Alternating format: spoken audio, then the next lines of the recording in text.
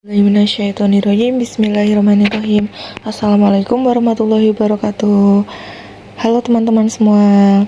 Di sini video kali ini saya akan membahas apakah benar jika Nabi Sulaiman itu hidup dan meninggal di Indonesia. Yuk simak videonya untuk tahu lebih jelasnya. Nah, ada berbagai fakta atau beberapa bukti jika Nabi Sulaiman itu hidup dan meninggal di Indonesia. Nah, selama ini berdasarkan buku-buku sejarah, Candi Borobudur adalah bangunan megah peninggalan sejarah Sailendra. Namun, setelah dilakukan penelitian dan kajian yang mendalam oleh seorang pakar matematika Islam, yaitu Profesor Dr. Kiai Haji Fahmi Basya, ternyata di candi itu ada bukti-bukti yang menunjukkan bahwa Borobudur adalah peninggalan Nabi Sulaiman. Berdasarkan referensi Al-Quran, Nabi Sulaiman alaihissalam adalah utusan Allah Subhanahu wa Ta'ala yang diberikan keistimewaan, yakni mampu menaklukkan seluruh makhluk ciptaan Allah termasuk angin, binatang, dan jin atas izin Allah. Nabi Sulaiman diperkirakan hidup pada abad ke-9 sebelum Masehi atau 989 sampai 931 sebelum Masehi atau sekitar 3000 tahun yang lalu. Sedangkan Candi Borobudur seperti yang tertulis dalam berbagai buku sejarah nasional didirikan oleh dinasti Sailendra di akhir abad ke-8 Masehi atau sekitar 1200 tahun yang lalu. Jadi, jika mengacu pada buku sejarah itu, rasanya nggak mungkin ya jika Borobudur itu peninggalan Nabi Sulaiman, karena rentang waktu keduanya terlalu jauh. Nabi Sulaiman hidup di masa sebelum Masehi, sedangkan Sailendra setelah Masehi. Tetapi yang menjadi ukuran Fahmi Basya itu bukanlah waktu, karena sulit untuk menentukan waktu yang tepat untuk sebuah peninggalan yang umumnya sudah berabad-abad. Yang jadi barometer atau tolak ukur dari Fahmi adalah fakta relief yang ada di Borobudur.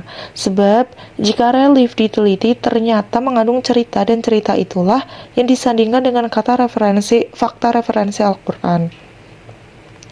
Di sekitar Candi Borobudur ada beberapa candi lainnya, yakni Candi Pawon, Candi Mendut, dan kemudian beberapa kilometer dari Candi Borobudur itu ada Candi Prambanan, Candi Kalasan, Candi Sari, Candi Pelausan, dan lainnya.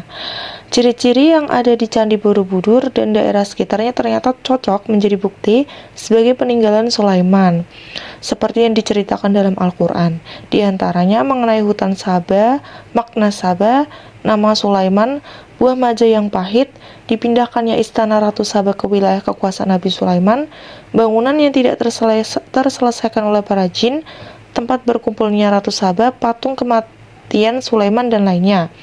Nah, fakta yang pertama yaitu relief-relief yang ada di Borobudur itu merupakan simbol-simbol yang mirip dengan kisah Sulaiman dan Ratu Saba atau Ratu Bilqis sebagaimana yang tertera dalam keterangan Al-Quran. Pertama, tentang tabut, yaitu sebuah kotak atau peti yang berisi warisan Nabi Daud alaihissalam kepada Sulaiman. Di dalamnya terdapat kitab Zabur, Taurat, dan tongkat Musa, serta memberikan ketenangan. Kisah itu ada pada relief di Borobudur. Tampak peti atau tabut itu dijaga oleh seseorang. Hal itu diceritakan dalam Al-Quran, Quran Surat Al-Baqarah ayat 248, yang memiliki arti, dan Nabi mereka mengatakan kepada mereka, sesungguhnya tanda ia akan menjadi raja ialah kembalinya tabut kepadamu, di dalamnya terdapat ketenangan dari Tuhanmu dan sisi dari peninggalan keluarga Musa dan keluarga Harun. Tabut itu dibawa malaikat. Sesungguhnya pada yang demikian itu terdapat tanda bagimu jika kamu orang yang beriman. Kemudian fakta yang kedua yaitu pekerjaan jin yang tidak selesai ketika mengetahui Sulaiman telah wafat, yang telah dijelaskan dalam Quran Surat Saba ayat 14. Saat mengetahui Sulaiman wafat, para jin pun menghentikan pekerjaannya. Nah, di Borobudur sendiri itu ada sebuah patung yang belum tuntas diselesaikan pengerjaannya oleh jin, karena sudah tahu bahwa Sulaiman meninggal dunia dari tongkat yang dimakan rayap. Kemudian fakta yang ketiga yaitu jin-jin diperintahkan membangun gedung yang tinggi dan membuat patung-patung. Dalam Quran Surat Saba ayat 13, seperti diketahui banyak patung Buddha yang ada di Borobudur, sedangkan gedung atau bangunan yang tinggi itu adalah Candi Prambanan. Kemudian fakta yang keempat yaitu Sulaiman berbicara dengan burung-burung dan hewan-hewan yang telah dijelaskan dalam Quran Surat An-Naml ayat 20-22. Di dalam relief Candi Borobudur juga ada sejumlah frame relief yang bermotifkan bunga dan burung. Terdapat pula sejumlah relief hewan lain seperti gajah, kuda, babi, anjing, monyet, dan lainnya.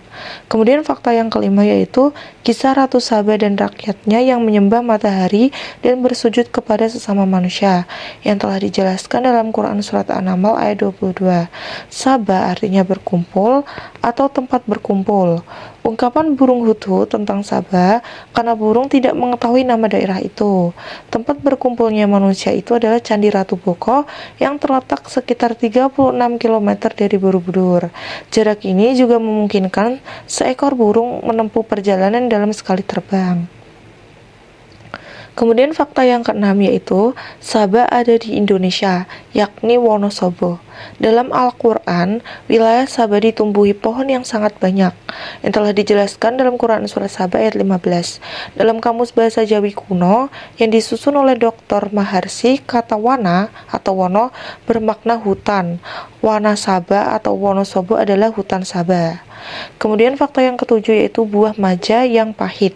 Ketika banjir besar atau Sail al-Arim menimpa wilayah Saba, pepohonan yang ada di sekitar menjadi pahit sebagai azab Allah kepada orang-orang yang mendustakan ayat-ayatnya.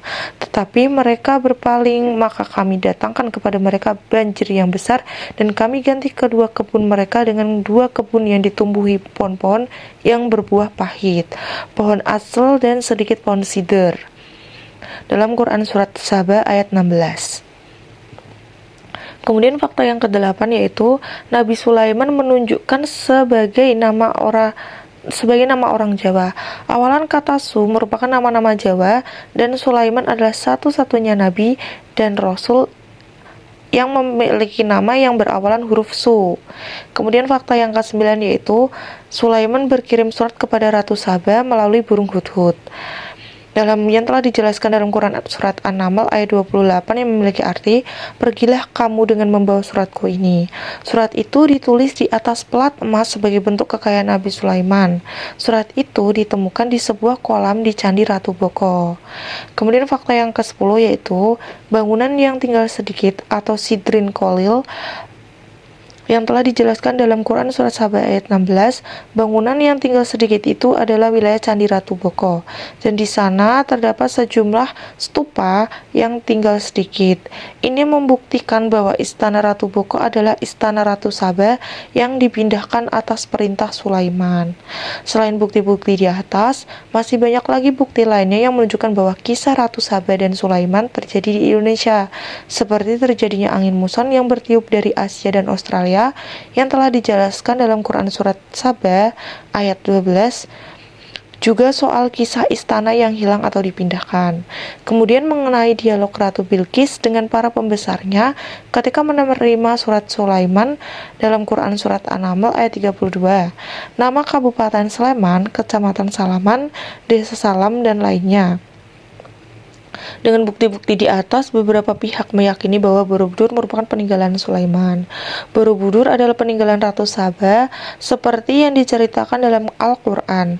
Bukti-bukti bahwa Borobudur adalah peninggalan Ratu Saba ada pada 40 bukti eksak yang dijelaskan. Salah satu bukti yang paling kuat yang belum bisa dibantah adalah ditemukannya surat dari Sulaiman bertuliskan Bismillahirrohmanirrohim di atas sebuah plat emas di dalam kolam pemandian Ratu Saba atau Ratu Boko di daerah Sleman, Jawa Tengah. Jika menganut pada sejarah, Candi Ratu Boko itu kan merupakan peninggalan masa Hindu-Buddha ya teman-teman. Kalau melihat atau difikirkan secara logis, pada masa Hindu-Buddha itu tidak mungkin jika sebuah surat itu menggunakan kaligrafi, apalagi bertuliskan Bismillahirrohmanirrohim. Tapi ya nggak tahu juga ya, wallahu a'lam, kita nggak tahu sebenarnya itu Nabi Sulaiman itu apakah memang benar berasal dari Indonesia atau bukan, kita nggak ada yang tahu. Kalau menurut teman-teman sendiri gimana ya? Apakah kalian setuju jika Nabi Sulaiman itu memang benar berasal dari Indonesia? Yuk tulis pendapat kalian di kolom komentar. Mungkin itu saja video dari saya. Jangan lupa klik tombol subscribe dan like. Wassalamualaikum warahmatullahi wabarakatuh.